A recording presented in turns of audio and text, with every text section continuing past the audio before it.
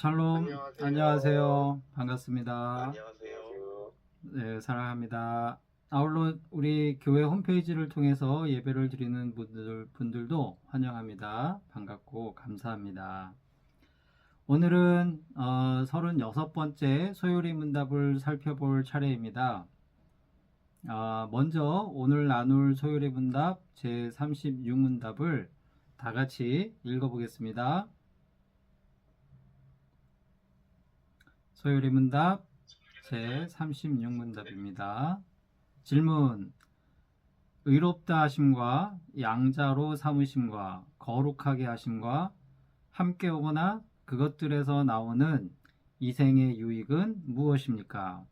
답: 의롭다 하심과 양자로 삼으심과 거룩하게 하심과 함께 오거나 그것들에서 나오는 이생의 유익은 하나님의 사랑을 확신함과 양심의 평안과 성신 안에서 누리는 기쁨과 은혜의 많아짐과 은혜 가운데서 끝까지 견디는 것입니다. 네, 우리는 앞에서 부르심을 받은 성도들이 누리는 세 가지 유익함들을 구원의 서정과 함께 살펴보았습니다. 그 첫 번째 유익함은 죄의 책임을 벗었다. 그래서 의롭다 칭해 주시는 칭의입니다. 두 번째는 하나님께서 양자로 삼아 주심으로 하나님의 자녀로서 누릴 수 있는 영광을 누리는 존재가 된 것입니다. 세 번째는 거룩하게 하심입니다. 우리는 이 땅의 삶에서 거룩함에 대하여 끊임없이 실패하지만 성령님의 도우심으로 끊임없이 다시 노력할 수 있으며 점점 더 거룩해지는 삶을 경험할 수 있습니다. 오늘 읽은 소요리 문답 제36문답은 이 세 가지 유익함에서 비롯되거나 더하여 오는 유익함에 대해서 가르쳐 주고 있습니다. 그것은 무엇입니까? 우리가 읽은 그 내용에서 답에서 설명하는 그 내용을 보면 첫째는 하나님의 사랑을 확신하는 것입니다.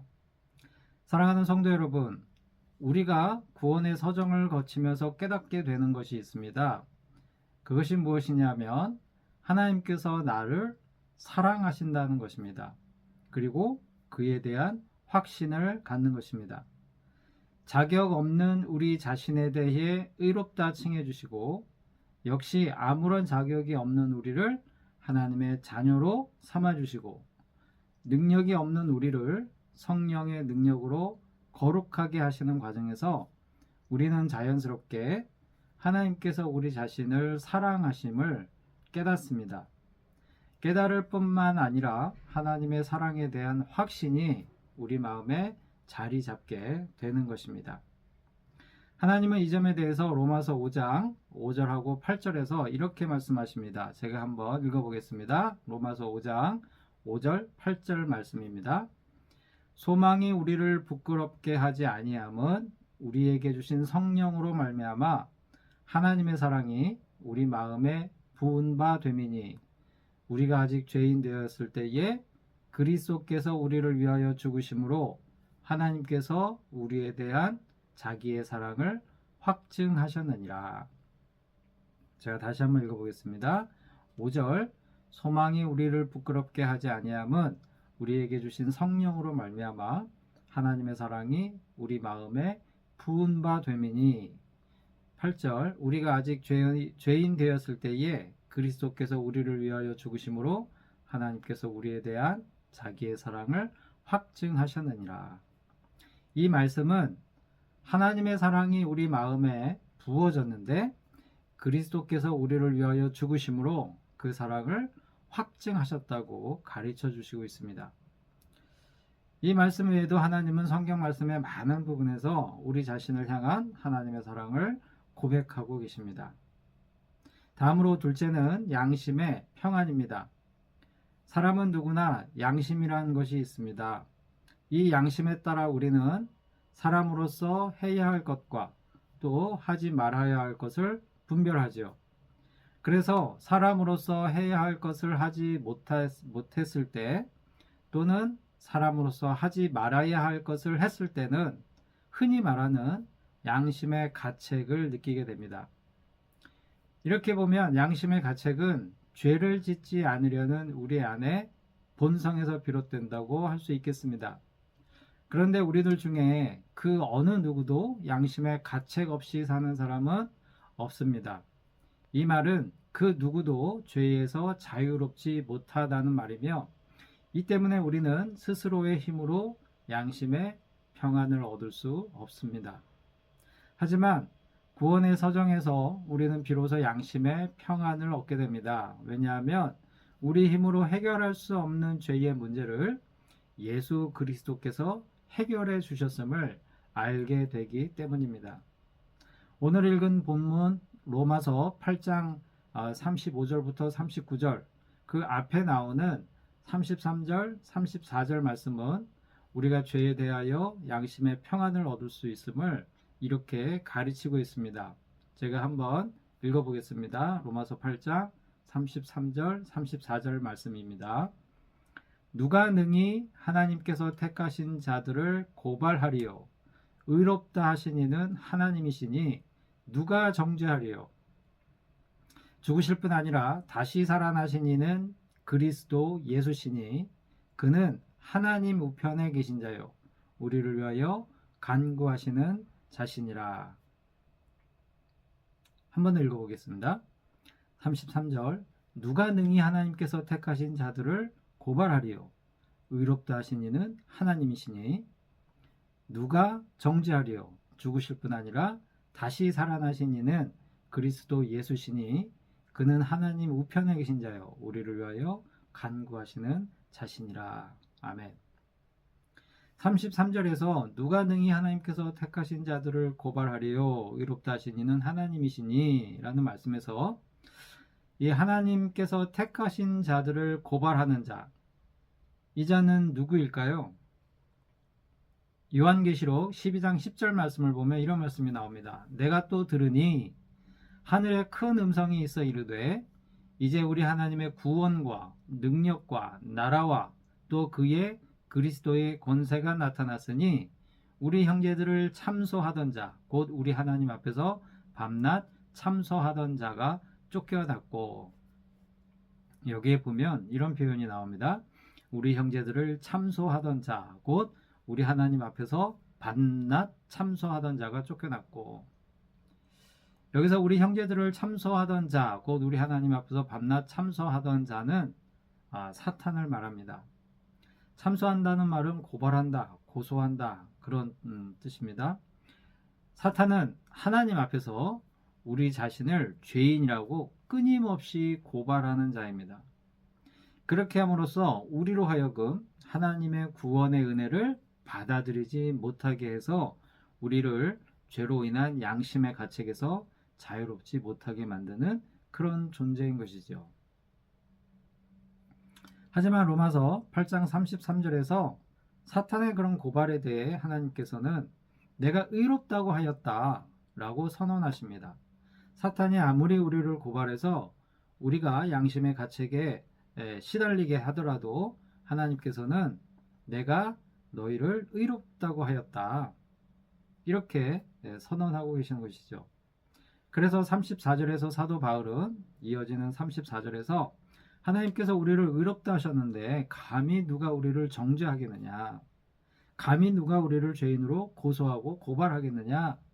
그리스도 예수께서 우리를 위하여 죽으셨고 다시 살아나신 다음 하나님 우편에 앉아 계시면서 사탄이 우리를 죄인이라고 고소하고 고발할 때마다 우리를 위하여 예수님께서 죄가 없다라고 변호하고 계시다는 하나님의 말씀을 전하고 있는 것입니다. 그러므로 우리는 비로소 우리의 죄된 본성에서 비롯되는 양심의 가책에서 자유로울 수 있는 것이죠. 그렇게 양심의 참된 평안을 누릴 수 있는 것입니다. 하나님의 부르심으로 통한 칭의와 양자 삼으심과 거룩하게 하심에서 오는 유익함이 여기에 있는 것이죠. 또 그 유익함의 세 번째는 성령 안에서 누리는 기쁨을 얻는 것이다. 이렇게 소요리 문답에서 설명하고 있습니다. 성령 안에서 누리는 기쁨을 얻는 것. 데살로니가 1장 6절 말씀은 이렇게 말씀하십니다. 또 너희는 많은 환난 가운데서 성령의 기쁨으로 말씀을 받아 우리와 주를 본받은 자가 되었으니, 여기 보니까 성령의 기쁨으로 말씀을 받았다, 이런 말씀이 나오죠. 우리가 누리는 기쁨 중에는 성령의 기쁨이 있습니다. 이 기쁨은 세상에서 얻는 기쁨과는 본질적으로 다른 것입니다. 이 기쁨은 환난 가운데서도 느낄 수 있는 기쁨입니다. 그래서 이 기쁨은 이 땅의 삶에서 성도의 삶을 살아가는 힘이 되는 그런 기쁨인 것이죠. 이를 골로새서 1장 11절 말씀은 이렇게 표현합니다. 그의 영광의 힘을 따라 모든 능력으로 능하게 하시며 기쁨으로 모든 견딤과 오래 참음에 이르게 하시고. 성령의 기쁨은 견디어내야 할 일들을 만날 때 견디게 하시고요, 참아야 할 상황에 놓였을 때 오래 참게 하심으로 결국에는 그리스도의 영광에 이르게 하는 기쁨입니다. 이 기쁨은 세상의 것들을 소유하는 데서 얻는 기쁨과 달리 세상의 것들을 버리는 데서 얻는 기쁨이며, 나누고 섬기고 희생하고 헌신하는 데서 얻는 성령의 능력으로 사랑하는 데서 얻는 그런 기쁨인 것입니다. 이 기쁨을 통하여 우리는 장차 온전히 이루어질 하나님의 나라의 삶이 어떤 것인지 깨닫게 되는 것이죠. 느끼게 되는 것이죠. 그래서 이 기쁨을 통하여 하나님의 나라를, 이 기쁨이 온전히 이루어질 하나님의 나라를 더욱 소망하게 되는 것이죠. 유익함의 네 번째, 그것은 은혜의 많아짐이다, 이렇게 설명하고 있습니다. 사랑하는 성도 여러분, 하나님의 은혜에는 두 가지가 있습니다. 세상의 모든 만물은, 첫 번째는 세상의 모든 만물에 미치는 은혜인데요, 세상의 모든 만물은 하나님의 돌보심이 없이는 단 한순간도 존재할 수 없습니다. 하나님은 만물을 창조하셨고 그 만물이 존재하도록 지금도 돌보고 계십니다. 이를 일반 은총이다, 이렇게 표현합니다. 믿음이 있건 없건 모든 존재는 햇빛을 받고 숨을 쉬며 자연으로부터 먹을 것을 얻어 생명을 이어가지요. 햇빛과 공기와 물과 같은 것들로 만물이 존재하게 하시는 이 은총이 곧 일반 은총, 일반 은혜입니다. 모든 이에게 미치는, 모든 존재에 미치는 그런 은혜이죠. 그런데 이 일반 은총 외에 한 가지 은혜가 더 있습니다. 그것은 특별 은총, 특별 은혜라고 부르는 것인데요, 특별히 선택받은 자들이 구원에 이르게 하시는 구원의 은총, 구원의 은혜, 이것을 말합니다. 하나님의 부르심을 받아 의롭게 되고 하나님의 자녀의 영광을 누리고 거룩함을 입은 자들은 이 특별인 은혜, 구원의 은혜를 입은 자들입니다. 구원을 받은 성도들은 일반 은총에 더해 이 특별한 은혜를 받는 것이죠. 그리고 나아가 구원을 받은 자들은 삶의 여정 가운데 하나님과의 관계가 깊어질수록 삶의 곳곳에 임하시는 하나님의 은혜를 볼 수 있는 안목이 생기고 또 누리고 맛볼 수 있는 그런 마음을 갖게 되는 것이죠. 이상에서 소요리 문답 제36문답이 설명하는 의롭다 하심과 양자로 삼으심과 거룩하게 하심에서 나오는 이생의 유익을 살펴보았습니다. 간단히 다시 정리하자면 그 유익은 하나님의 사랑을 깨닫고 확신하게 되는 것과 양심의 평안을 누리는 것과 성령 안에서 기쁨을 누리는 것, 그리고 하나님의 특별한 은혜를 누리는 것입니다. 그런데 한 가지 문제가 있습니다. 앞에서 언급한 하나님의 사랑에 대한 확신과 양심의 평안과 성령 안에서 누리는 기쁨, 그리고 하나님의 특별한 은혜를 우리는 우리 삶에서 항상 느끼면서 사는 것이 아니라는 것에서 문제가 생깁니다.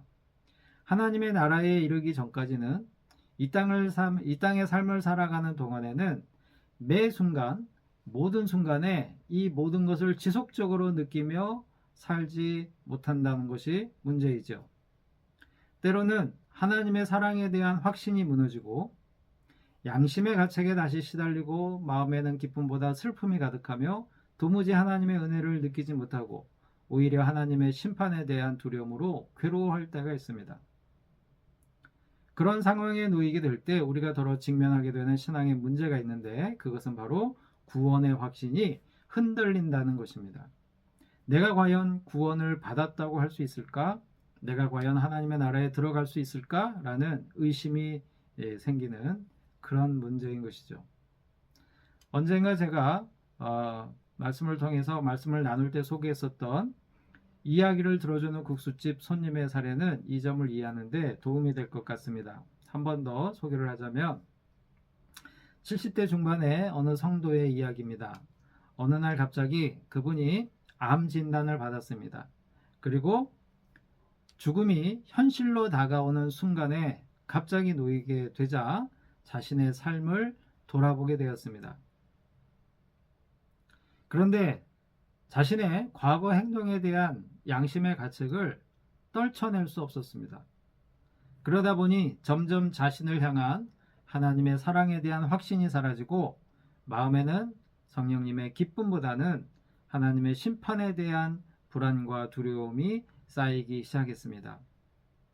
그래서 결국에는 하나님의 은혜에 대한 확신도 사라지고 그렇게 확고하던 구원의 확신도 무너지고 마음에는 슬픔과 고통만 가득하게 된 그러한 상태에 이르렀습니다. 그 이야기를 나누면서 그 슬픔과 두려움이 얼마나 크든지 그분의 눈에 고인 눈물이 주르르 뺨을 타고 흘러내리는 모습을 보았습니다. 그 말씀을 듣고 있는데 제 마음이 같이 얼마나 아팠는지 모릅니다.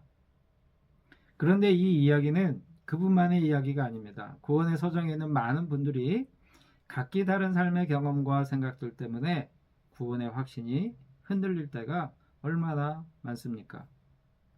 멀리 갈 것도 없죠.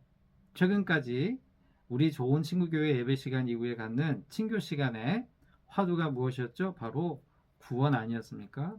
구원이란 무엇인가? 구원의 확신은 또 무엇인가? 우리가 늘상 경험하고 부딪히는 문제인 것이죠. 이 점에 대해 소율이 문답 제36문답은 마지막으로 이렇게 답을 하고 있습니다. 우리가 앞에서 읽은 답변의 마지막에 이런 문장이 나오죠. 뭐라고 하냐면 은혜 가운데서 끝까지 견디는 것이다. 은혜 가운데서 끝까지 견디는 것이다. 이런 표현이 나옵니다. 이 말은 칭의와 양자 사무심과 거룩하게 하심으로 베푸신 하나님의 은혜는 결코 번복되지 않는다는 그런 설명입니다.